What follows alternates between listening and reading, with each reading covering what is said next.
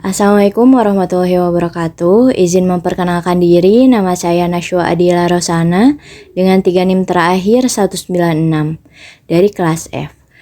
Yang terhormat Ibu Soraya Rianti selaku dosen pengampu mata kuliah fitokimia dan teman-teman yang saya banggakan. Pada kesempatan kali ini saya akan mempresentasikan mengenai isolasi dan analisis senyawa terpenoid dalam tanaman brotowali atau nama ilmiahnya Tinospora crispa. Bab 1 pendahuluan dimulai dari latar belakang. Brotowali atau Tinospora crispa merupakan kandidat menjanjikan dalam pengembangan obat modern untuk diabetes dan kanker, yang khasiatnya didorong oleh metabolit sekunder golongan furanoditerpenoid klerodan seperti borapetosid C. Meskipun memiliki potensi terapeutik yang besar dalam regulasi glukosa dan aktivitas sitotoksik, pemanfaatannya menghadapi tantangan dalam isolasi dan pemurnian senyawa yang kompleks.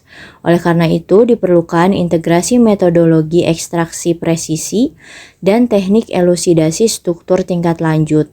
Contohnya dengan instrumen LC-MS, NMR, HRASI, MS guna mengoptimalkan profil farmakologisnya sebagai langkah strategis dalam saintifikasi jamu menuju standar industri farmasi. Dari latar belakang tersebut, terbuatlah rumusan masalah sebagai berikut. Yang pertama, bagaimana profil fitokimia dan keberadaan senyawa terpenoid dalam tumbuhan Tinospora crispa. Yang kedua, apa saja aktivitas farmakologi dari terpenoid yang terkandung dalam tumbuhan Tinospora crispa yang telah diteliti. Yang ketiga, bagaimana proses isolasi efektif untuk menarik senyawa terpenoid dalam tumbuhan Tinospora crispa. Dan yang keempat, bagaimana cara identifikasi dan analisis senyawa terpenoid yang terdapat dalam tumbuhan Tinospora crispa. Adapun tujuan penulisannya, yang pertama, 1. Menelaah penapisan fitokimia senyawa terpenoid yang terkandung dalam tumbuhan Tinospora crispa. Yang kedua, mengetahui dan memahami aktivitas farmakologi dari senyawa terpenoid yang terkandung dalam tumbuhan Tinospora crispa yang telah diuji pada penelitian yang sudah dilakukan. Yang ketiga, menentukan prosedur isolasi yang efektif untuk menarik senyawa terpenoid dalam tumbuhan Tinospora crispa. Yang keempat, mengidentifikasi dan menganalisis senyawa terpenoid yang berhasil diisolasi dari tumbuhan Tinospora crispa. Masuk ke bab 2 mengenai kajian tumbuhan yang diisolasi. Dimulai dari klasifikasi Tinospora crispa. Dia termasuk kingdom Plantae atau tumbuhan dengan divisi Spermatophyta atau tumbuhan berbiji, kelas Magnoliopsida atau dikotil, ordo Ranunculales, familinya Menispermaceae yang kaya akan alkaloid, flavonoid, dan terpenoid, kemudian genusnya Tinospora, dan spesiesnya Tinospora crispa, L. Hook and Thompson. Adapun morfologi dari brotowali sendiri, habistusnya yakni tanaman memanjat atau merambat luruh atau deciduous climbing plant dengan batang berdaging. Kemudian batangnya dibedakan menjadi batang muda dan batang tua, di mana batang muda lapisan epidermisnya tipis dan gundul atau glabrous. Kemudian batang tuanya memiliki tonjolan khas atau benjol-benjol yang memiliki getah susu yang sangat pahit. Kemudian akarnya termasuk ke dalam akar udara yang berbentuk filamen panjang dan akar utama yang sukulen. Kemudian daun berbentuk jantung atau cardiform, helaian tipis seperti kertas dengan tangkai gundul kurang lebih 5-15 cm. Kemudian bunganya berwarna kuning atau kuning kehijauan dan tumbuh berumpun. Perbungaan jantannya akan lebih tinggi dan ramping dengan panjang 5-10 cm, sedangkan perbungaan betinanya lebih pendek dengan panjang 2-6 cm. Lalu buahnya akan berbentuk elips, berwarna merah jingga atau tua saat matang, kemudian bijinya berwarna putih dan melengkung seperti kacang. Untuk lebih jelasnya dapat dilihat pada gambar yang sudah dilampirkan. Kemudian mengenai varietas tumbuhan Tinospora crispa. Secara taksonomi, Tinospora crispa merupakan spesies tunggal yang tidak memiliki varietas atau subspesies resmi. Variasi nama yang ada di literatur lama, contohnya Tinospora rumpi dan Tinospora mastorica, merupakan sinonim yang kini disatukan dalam satu nama valid. Di masyarakat, tanaman ini sering dianggap memiliki varietas lokal karena kerap tertukar dengan spesies kerabat dekat seperti Tinospora cordifolia atau guduci dan Tinospora bainzigeri akibat kemiripan morfologi merambat dan rasa pahitnya. Meskipun begitu, ketiganya memiliki profil kimia yang berbeda. Masuk pada metabolit sekunder yang ada pada Tinospora crispa. Khasiat medis ini tidak hanya satu saja metabolit sekunder yang terkandung, melainkan ada 4 golongan utama, yakni terpenoid, khususnya kloridenditerpen seperti borapetosid C, bertindak sebagai agen antidiabetes potensial, sementara alkaloid seperti berberin dan magnoflorin memberikan rasa pahit sekaligus berfungsi sebagai antimikroba dan imunomodulator. Kemudian tanaman ini juga kaya akan flavonoid dan senyawa fenolik yang berperan sebagai antioksidan kuat, serta steroid, contohnya beta-sitosterol, yang memberikan efek antiinflamasi alami. Kemudian pemanfaat tumbuhan Tinospora crispa ini mencakup 2 sektor utama, yakni pada sektor medis dan sektor pertanian. Pada sektor medis atau farmasi, ekstra brotowali terbukti secara klinis memiliki aktivitas multiguna, mulai dari agen antidiabetes, yakni menurunkan glukosa darah, anti kanker yang sitotoksik selektif, kemudian antiinflamasi, antibakteri, hingga pelindung jantung atau kardioprotektif. Sementara di bidang pertanian, kandungan metabolit sekunder yang pahit seperti alkaloid dan puranoditerpen dimanfaatkan sebagai bahan baku pestisida alami yang ramah lingkungan untuk mengendalikan hama. Selanjutnya masuk ke bab 3 mengenai aktivitas farmakologi yang telah dilaporkan. Karakteristik umum terpenoid dalam Tinospora crispa ini seperti puranoditerpenoid jenis Clerodan atau Clerodanditerpen merupakan metabolit sekunder paling melimpah sekaligus penanda kimia atau chemical marker yang utama pada genus Tinospora. Senyawa ini disintesis di berbagai jaringan tanaman, terutama pada batang dan daun. Berbagai studi mengkonfirmasi bahwa fraksi terpenoid ini memegang peranan krusial dalam memediasi sebagian besar aktivitas terapeutik dan rasa pahit khas dari Tinospora crispa. Selanjutnya, brotowali memiliki aktivitas sebagai antidiabetes atau hipoglikemia. Efek penurunan glukosa darah didorong oleh senyawa glukosida puranoditerpen Clerodan dari ekstrak batang yang dikenal sebagai kelompok borapetosid A sampai H. Secara in vivo, borapetosid A dan C terbukti signifikan menurunkan kadar gula darah. Mekanismenya bekerja dengan merangsang sekresi insulin dari sel beta pankreas serta meningkatkan ambilan atau uptake glukosa pada jaringan adiposa perifer. Selanjutnya, memiliki aktivitas anti kanker dan sitotoksik. Metabolit terpenoid jenis cischloriden diterpenoid dari ekstrak daun menunjukkan potensi sitotoksiksitas yang menjanjikan di bidang onkologi. Senyawa ini mampu menghambat proliferasi sel tumor secara selektif dengan cara menginduksi jalur apoptosis atau kematian sel secara terprogram Dan keunggulan senyawa ini terletak pada indeks selektivitasnya yang aman sehingga tidak merusak sel-sel tubuh yang normal. Kemudian ada aktivitas kardiovaskular dan efek farmakologi lainnya. Senyawa rearrange chloriden diterpenoid dari batang memiliki aktivitas modulasi kardiovaskular yang mampu menurunkan tekanan darah secara temporer dan meregulasi denyut jantung. Selain itu, spektrum farmakologis terpenoid Tinospora crispa juga mencakup aktivitas antiinflamasi melalui penekanan mediator peradangan seluler serta memberikan kontribusi pada efek antimikroba dan antiparasit. Masuk ke bab 4 mengenai metode isolasi terpenoid. Pertama-tama kita melakukan preparasi sampel, di mana sampel segar, baik itu bentuk batang atau daun, kita cuci bersih lalu dipotong kecil-kecil, kemudian dikeringkan, dapat dianginkan atau menggunakan oven pada suhu rendah sekitar 40 hingga 50 derajat Celcius untuk menjaga senyawa terpenoid ini karena dia termasuk senyawa yang termolabil.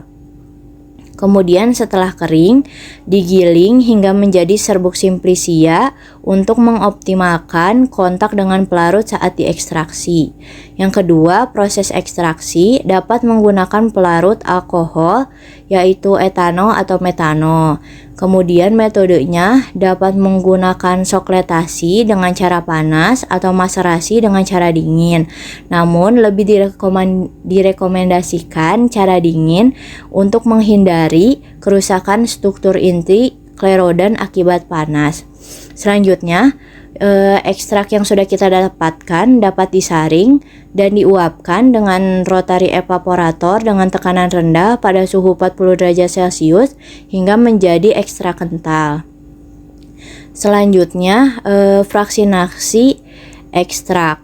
Pemisahannya menggunakan metode partisi cair-cair berdasarkan tingkat kepolaran, di mana ekstrak kental yang sudah tadi didapatkan dilarutkan terlebih dahulu menggunakan air suling, dimasukkan ke dalam corong pisah.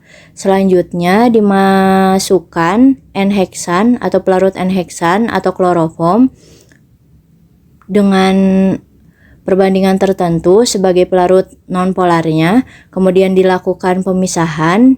Selanjutnya dipisahkan antara fraksi air dan fraksi N-heksannya, kemudian dimasukkan kembali fraksi airnya ke dalam corong pisah, kemudian ditambahkan pelarut semipolar yaitu etil asetat, kemudian nanti dilakukan metode pemisahan di mana fraksi etil asetat ini akan menarik senyawa diterpenoid sklerodan.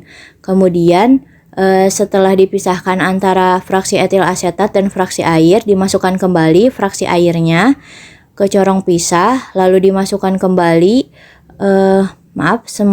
dimasukkan N-butanol, pelarut yang baru, yaitu termasuk ke dalam pelarut polar, di mana setelah dilakukan pemisahan, fraksi N-butanol ini dapat mengandung glukosa terpenoid. Kemudian yang keempat mengenai isolasi dan pemurnian senyawa. Alur pemisahan senyawa tunggalnya dipandu oleh analisis KLT. Tahap pertama digunakan kromatografi kolom awal dengan fase diamnya itu silika gel 60, kemudian fase geraknya dapat menggunakan kombinasi metanol kloroform ataupun yang lain yang ada di jurnal referensi yang sudah dicari. Kemudian yang kedua, kromatografi lanjutan menggunakan Sepadek LH20 dengan eluen metanol 100%, dan yang tahap terakhir atau tahap pemurnian menggunakan preparatif HPLC fase terbalik sistem air asetonitril, di mana dapat memperoleh isolat dengan kemurnian lebih dari 95%. Kemudian, untuk mengidentifikasi struktur senyawa terpenoid yang dihasilkan, dapat menggunakan spektroskopi NMR satu dimensi atau dua dimensi dan HRASIMS. Terlampir contoh struktur terpenoid yang berhasil diisolasi. Selanjutnya masuk ke bab 5 mengenai identifikasi dan analisis senyawa terpenoid. Yang pertama mengenai screening fitokimia kualitatif dan profil KLT. Identifikasi awal kandungan terpenoid dilakukan melalui uji warna menggunakan metode Lieberman-Buchardat atau Sawoski dengan pemetaan visual komponen senyawa, kemudian dilanjutkan dengan kromatografi lapis tipis menggunakan fase gerak klorofom metanol, lalu disemprot dengan penampak bercak yaitu vanilin atau anisaldehid asam sulfat. Kemudian nanti dipanaskan hingga menghasilkan bercak yang ada pada plat itu berwarna ungu, merah muda atau kecoklatan sebagai hasil yang positif adanya inti terpenoid. Kemudian analisis kromatografi cair spektrometri massa atau LC-MS. Instrumen ini terintegrasi dengan pustaka data spektral digunakan untuk mempercepat proses dereplikasi, yaitu membedakan senyawa yang sudah dikenal dengan senyawa baru sejak awal fraksinasi. Teknik penapisan berbasis massa molekul dan spektral UV ini sangat efisien untuk memetakan distribusi isomer serta puncak kromatogram dari turunan puranoditerpen sklerodan sebelum isolasi fisik dilakukan. Selanjutnya, elusidasi struktur dengan spektroskopi NMR satu dimensi dan dua dimensi. Yang pertama, penentuan kerangka utama menggunakan spektroskopi satu dimensi H dan CNMR serta dua dimensi HSQC dan HMBC digunakan untuk memetakan jumlah karbon, sinyal metil khas sklerodan, cincin furan, gugus karbonil, dan konektivitas struktur yang kompleks. Kemudian dianalisis sterokimia, orientasi spasial substituen cincin ditentukan melalui spektrum Noe atau noesi.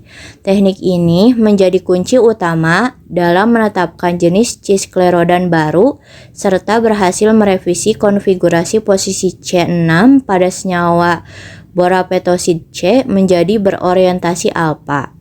Kemudian analisis spektrometri massa resolusi tinggi. Instrumen ini digunakan untuk mengkonfirmasi rumus molekul empiris isolat terpenoid dengan tingkat akurasi tinggi hingga 4 angka di belakang koma melalui data ion kuasi molekul. Ketika dikombinasikan dengan data CNMR dan derajat ketidakjenuhan, metode ini mampu memvalidasi secara mutlak adanya penataan ulang struktural atau rearrangement senyawa baru maupun formula glukosida borapetosid. Dari penjelasan tadi didapatkanlah kesimpulan. Nah, Tinospora crispa brotowali merupakan tanaman obat homogen yang kaya akan metabolit penanda puranoditerpenoid jenis sklerodan dengan senyawa spesifiknya borapetosid A dan C yang efektif sebagai anti diabetes atau hipoglikemik serta turunan cis-skleroden yang potensial sebagai anti kanker atau sitotoksik yang selektif. Kemudian untuk memperoleh isolat murni dengan kemurnian lebih dari 95%, diperlukan tahapan metodologi sistematis meliputi preparasi terkontrol, ekstraksi baik itu menggunakan sokletasi atau maserasi, kemudian fraksinasi dengan partisi cair-cair, serta pemurnian menggunakan kromatografi kolom dan preparatif HPLC. Nah, akhirnya validasi struktur molekul absolut dari senyawa terpenoid tersebut berhasil ditentukan secara mutlak melalui integrasi instrumen canggih berupa LC-MS, kemudian spektroskopi NMR satu dimensi atau dua dimensi, dan termasuk kolerasi Noe, serta HRSSIMS. Adapun saran yang bisa saya ungkapkan untuk penelitian ke depannya, yang pertama, melakukan studi toksisitas in vivo jangka panjang dan uji klinis pada Borapitoside C untuk menyusun profil keamanan sediaan antidiabetes. Kemudian melakukan riset semisintesis pada turunan cisskleroden guna meningkatkan selektivitas sitotoksik dan meminimalkan efek samping. Kemudian menguji penggunaan pelarut ramah lingkungan atau green solvent pada skala pilot industri untuk efisiensi rendemen. Dan yang terakhir, memanfaatkan fungi Indofit dari jaringan Tinospora crispa sebagai biofabrik produksi senyawa aktif secara berkelanjutan tanpa merusak populasi tanaman. Sekian yang bisa saya sampaikan. Mohon maaf bila masih banyak kesalahan dan kekurangan. Semoga bermanfaat. Wassalamualaikum warahmatullahi wabarakatuh.